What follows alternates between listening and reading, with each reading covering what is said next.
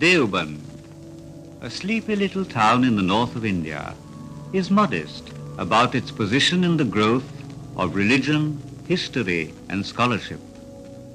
Yet it was here, over 100 years ago, that Maulana Muhammad Qasim Nanotvi started a small school which was to grow into one of the world's greatest centers of Islamic learning. بسم الله الرحمن الرحيم يا أيها المزمل قم الليل. It is the year 1866. Under a pomegranate tree in Chatta Masjid, a small mosque in Deoband, Mullah Mahmud gives his first lesson to a solitary boy. إن لك في النهار سبحا طويلا وذكر اسم ربك وتبتل إليه تبتيلا رب المشرق والمغرب لا إله إلا هو. We recall that the first intimation of Islam occurred on a lonely mountain when an angel appeared to Muhammad and said unto him, "Read, read in the name of thy Lord who did create man. Read, for thy Lord is most generous, who has taught man the use of the pen, has taught man what he did not know." It is in the spirit of this injunction that this small mosque ultimately became Darul-Ulum. These courtyards have echoed to the words of many men of profound wisdom and scholarship. Among them, Maulana Rashid Ahmad Gangohi, Maulana Mahmud Hassan, Maulana Ashraf Ali Thanvi, Maulana Habibur Rahman Usmani, Maulana Hussain Ahmad Madani. These are but a few of the names which are associated with Darul-Ulum becoming an international university often referred to as the Al-Azhar of the East. Thousands of students from India and abroad come here to study a major epoch in the history of the human mind. Comprehensive and deep study of ancient texts is essential, for they contain eternal truths expressed for the first time in human language.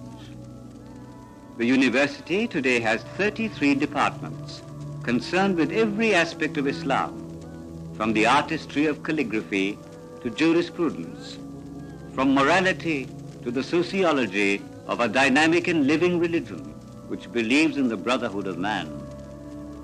Since attaining university status, over 20,000 scholars have graduated from Darul-Ulum. Of these, more than 5,000 have come from far-flung countries in Europe, Africa, and Asia. A unique feature of Darul-Ulum is that learning and living are entirely free of cost to every scholar.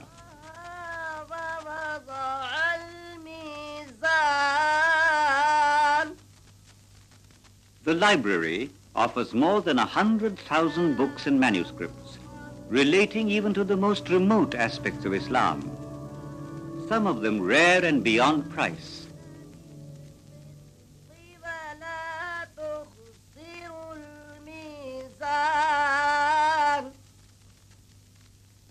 Having traveled along the road of Islam for many centuries, we come at last to the Deoband of today, a small town which has become the focus of the Islamic world, for Darul-Ulum is celebrating its centenary. Hundreds of thousands of people flock to Deoband, among them visitors and invitees, believers in Islam from many countries of the world. After the Friday namaz, the formal celebrations begin with recitations from the Holy Quran.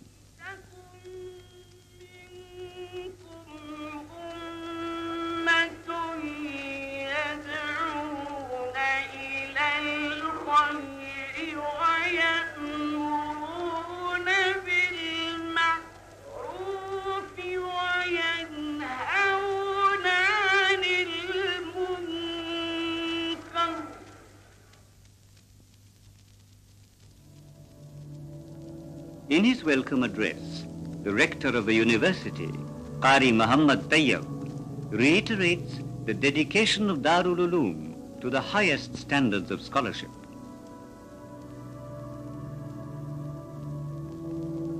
Among the foreign delegates, the representative of the Syrian Arab Republic says, "When we came to Deoband and saw the university, met its people and those working for it, as well as students, we were thrilled to see this great renaissance of Islamic scholarship and attainment of knowledge." كنا في مزيد من السرور والإعجاب بهذه النهضة العلمية الإسلامية، ولما حضرنا الاحتفال بمرور 100 سنة على بناء الجامعة وعملها فرأينا جهودا عظيمة جبارة في إعداد هذا الاحتفال. The representative of Jordan expresses his great joy at attending the centenary celebrations. The guest from Abu Dhabi says that the very look of this august assembly has made him happy. It is heartening to see such a large number of people gathered for their love of Islam. He prays to God that the Muslims of India may have strength in their faith. في العقيدة الإسلامية وحبا في لقاء الوفود الإسلامية المشاركة في الاحتفال، فحيا الله إخواننا المسلمين في الهند وحيا الله عقيدتهم وزادهم ثباتا على ثبات. A scholar from Jerusalem salutes the teachers and the people of India. حيي شعب الهند وحيي المسلمين علماء وأفرادا عاديين. The representative of Iraq expresses his admiration for the scholars and intellectuals of Darul'ulum and is proud of this great Islamic institution. وما أثمرت من تخريج علماء ومفكرين ومحدثين مما يوجب التقدير والإعجاب والفخر والاعتزاز. The representative of Kuwait. السلام على سيدنا رسول الله وآله وصحبه ومن والاه. Indeed, I am very happy and very pleased that I attended this glorious and this great festival which has been called for by Deoband Islamic University. This university, which is well known to us in Arabia and well known to other Muslims all over the world as the main Islamic educational center in India. I would like to say that this great gathering of human beings reminded me of the gathering of Mecca in Hajj, in pilgrimage, where you see hundreds and hundreds of people attending such a great conference every year in Mecca and in Medina. So this gathering gives us the impression that the Indian Muslims, they give their full respect and their full attitude to this Islamic University of Deoband. Indeed, we pray for the prosperity and long success of this Islamic University Deoband.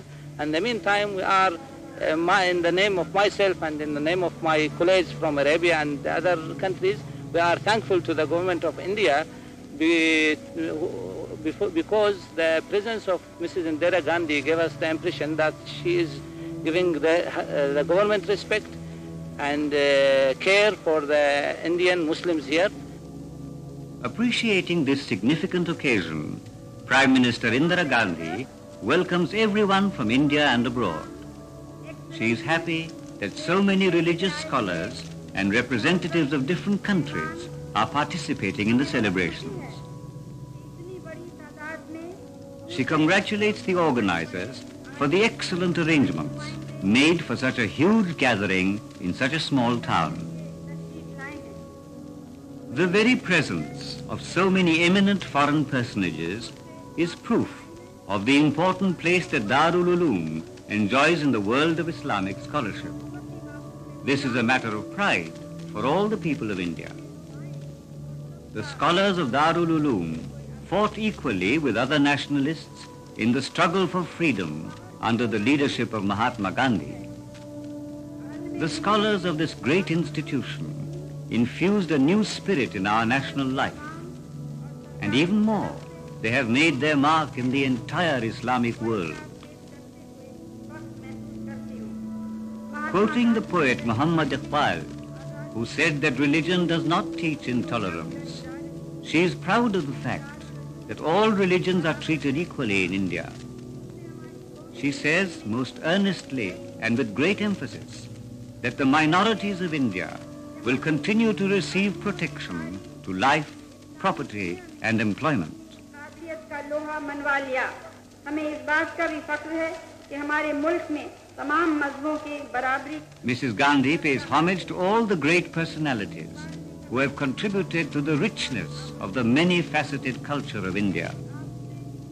While congratulating this great institution on its centenary, she prays to God that Daraul-Uloom will continue to serve India and the world in the true Islamic tradition.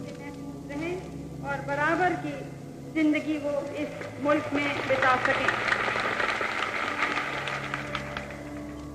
اس موقع پر ان ہستیوں کو خراج عقیدت پیش کرتی ہوں جنہوں نے بھارت کی رنگا رنگ ثقافت میں اپنے رنگ بھرے. پھر ایک بار میں اس شاندار ادارے کو اس کی 100 سالانہ تقریب کے موقع پر مبارکباد دیتی ہوں اور دعا کرتی ہوں کہ یہ اور بھی شان کے ساتھ بھارت اور اسلامی دنیا کی برابر خدمت کرتا رہے، کیونکہ انسانیت کی خدمت سے بڑھ کر کوئی خدمت نہیں ہے.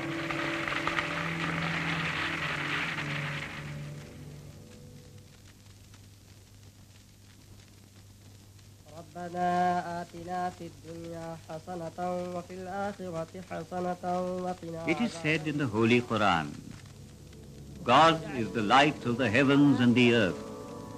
Both the east and the west are of God. And wherever ye turn, there is God's face. Verily God comprehends and has knowledge of everything.